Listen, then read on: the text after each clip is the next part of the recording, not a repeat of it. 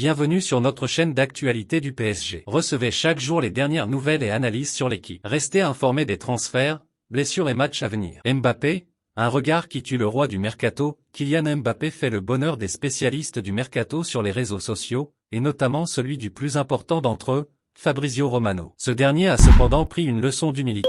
Il pèse 20,5 millions d'abonnés sur X, anciennement Twitter, a ses propres émissions dans différents pays, participe parfois à l'officialisation de signatures par des clubs, et globalement Fabrizio Romano est désormais considéré comme le roi du mercato. Au point même d'avoir vu une de ses expressions préférées, Here we go, devenir une expression courante lorsque des transferts s'officialisent. Cependant, le journaliste italien a beau être une star des réseaux sociaux et des médias, tout le monde ne le connaît pas. Et c'était par exemple le cas de Kylian Mbappé, à qui Romano a pourtant consacré des milliers de messages. Une scène diffusée sur X a fait sourire pas mal de monde. En effet, Fabrizio Romano était dimanche au Parc des Princes pour PSG Toulouse, et notre confrère a même eu le droit d'entrer sur le terrain au moment de la célébration du titre. Forcément, le roi du mercato a voulu aller dire bonjour à Kylian Mbappé pendant le tour d'honneur et il y est parvenu. Cependant, sur la vidéo de la rencontre entre les deux hommes, on voit bien que Kylian Mbappé se demande qui est cette personne accréditée qui vient le saluer. Et très discrètement, le numéro 7 du Paris Saint-Germain regarde attentivement le badge que porte autour du cou Fabrizio Romano afin de savoir qui est ce monsieur. Une fois qu'il a vu,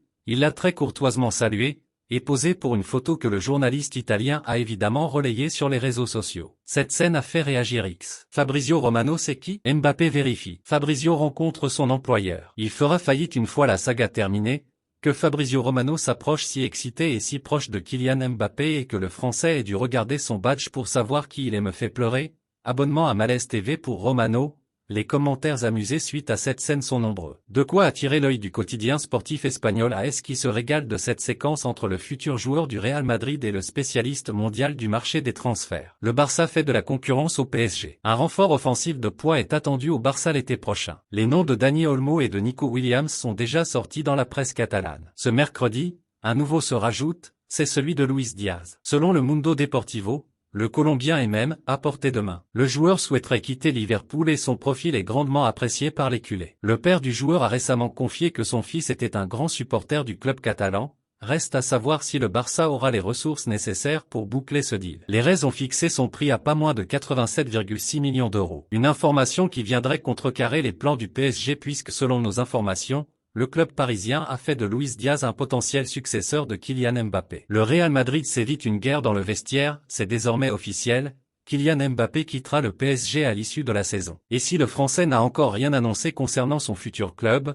on se doute qu'il posera ses valises dans les semaines à venir au Real Madrid. Mbappé intégrera alors le vestiaire de Carlo Ancelotti et voilà que la Casablanca aurait pris une décision pour s'éviter un problème. Enfin, après de nombreux échecs, le Real Madrid touche au but pour l'arrivée de Kylian Mbappé. Ayant annoncé son départ du PSG après 7 ans à Paris, l'international français est maintenant attendu chez les Merengues. Mbappé va ainsi réaliser son rêve de rejoindre le Real Madrid et pour cela, il aurait consenti à un gros effort financier. Un salaire de 25 000 € par an. Si Kylian Mbappé touche aujourd'hui un salaire XXL au PSG, cela sera beaucoup moins important une fois au Real Madrid. En effet, pour ARLS Podcast, Fabrizio Romano a confié que les émoluments de Mbappé seraient de l'ordre de 25 000 € par an. Le Français touchera ainsi l'équivalent des autres stars du Real Madrid comme Vinicius Junior et Jude Bellingham afin d'éviter toute tension dans le vestiaire. 100 000 € de prime à la signature pour Mbappé. Il n'empêche que cette baisse de salaire de Kylian Mbappé sera compensée par une très belle prime à la signature. En effet, le Real Madrid devrait directement verser 100 000 € au futur ex-joueur du PSG. Fabrizio Romano précise tout de même que cette prime serait payable en 5 fois. Sérieux désaccord entre le PSG et Warren Zaïre-Emery, sacré meilleur espoir de Ligue 1 lundi soir au trophée UNFP.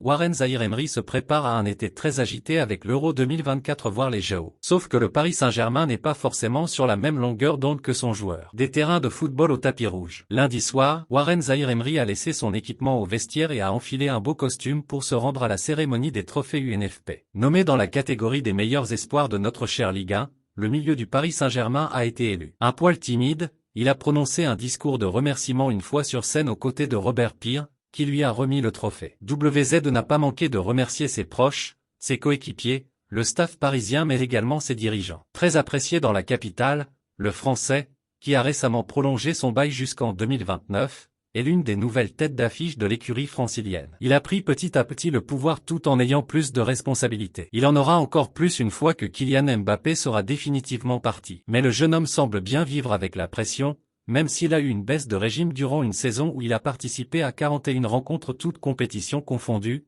dont 34 dans la peau d'un titulaire, 3 buts, 7 assists. Conscient de ses difficultés, il en avait d'ailleurs parlé récemment. WZ rêve déjà haut. C'est vrai que depuis janvier, ce ne sont pas mes meilleurs matchs. Maintenant, je donne tout à chaque match. Quand je vois les supporters, le club qu'on a, nos joueurs qui me disent que je ne peux pas baisser les bras et que je vais revenir plus fort. Je sais que je suis un jeune joueur, j'ai l'avenir devant moi et je vais tout faire pour être le mieux possible. L'avenir justement, c'est un été où le joueur de 18 ans va participer à l'Euro 2024 avec les Bleus, sauf surprise. Ensuite, il pourrait prendre part aux Jeux Olympiques de Paris avec l'équipe de France U23. Et visiblement, il n'est pas contre. Que rêver de plus? L'Euro, les JO, le bac, j'ai beaucoup de choses à aller chercher. Je vais tout faire pour être prêt, que ça soit sur le terrain ou en dehors, les soins notamment. Je suis fort mentalement, ça va le faire. Sauf que Luis Enrique n'est pas sur la même longueur d'onde. Je ne connaissais pas cette nouvelle. Je ne lis pas les journaux, je n'écoute pas la radio. Il y a une chose, c'est le désir d'un joueur et l'autre, les intérêts du club, qui paie les joueurs. Je désirerais être grand, beau et blond. Je ne suis pas si grand, brun,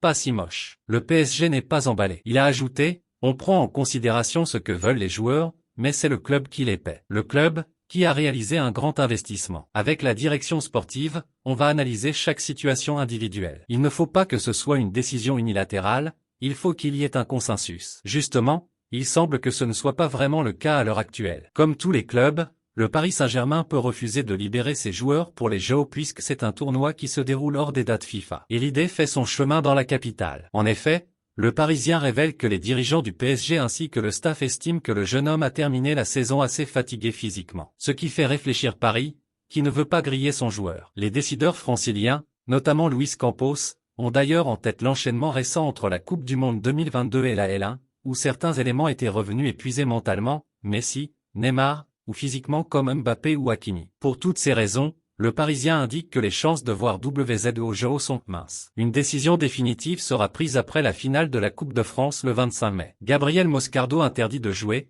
le PSG prend peur, si Lucas Beraldo enchaîne les matchs avec le PSG, il n'en est pas de même pour Gabriel Moscardo. L'autre recrue brésilienne de l'hiver a été prêtée aux Corinthians, le temps de se remettre d'une blessure au pied. Cependant, Moscardo n'a pas rejoué au Brésil. Le PSG bénéficiera-t-il d'un cru 2024 satisfaisant au Brésil? On ne parle pas de vin ici mais bien de joueurs de football. Dans son histoire, le club parisien a souvent fait des bonnes affaires au Brésil. Cet hiver, Luis Campos a activé ses réseaux pour aller chercher le défenseur Lucas Beraldo et le milieu de terrain Gabriel Moscardo. Si le premier cité a vite pris ses marques à Paris, Moscardo n'a pas encore joué sous le maillot parisien. Il n'a même joué aucune rencontre depuis le début d'année 2024, étant touché au pied gauche. Soigné au Qatar, il est revenu dans son club des Corinthians en prêt du PSG. Mais, même officiellement rétabli, Moscardo n'a pas disputé une seule minute dans le championnat brésilien. Moscardo bloqué, on craint une nouvelle blessure. Les médias brésiliens s'inquiètent de cette situation alors que les Corinthians ont mal démarré la nouvelle saison. Gabriel Moscardo s'entraîne bien avec ses coéquipiers mais il n'a pas été inscrit dans la liste des joueurs éligibles pour le championnat et la Coupe au Brésil. Selon Globo Esport,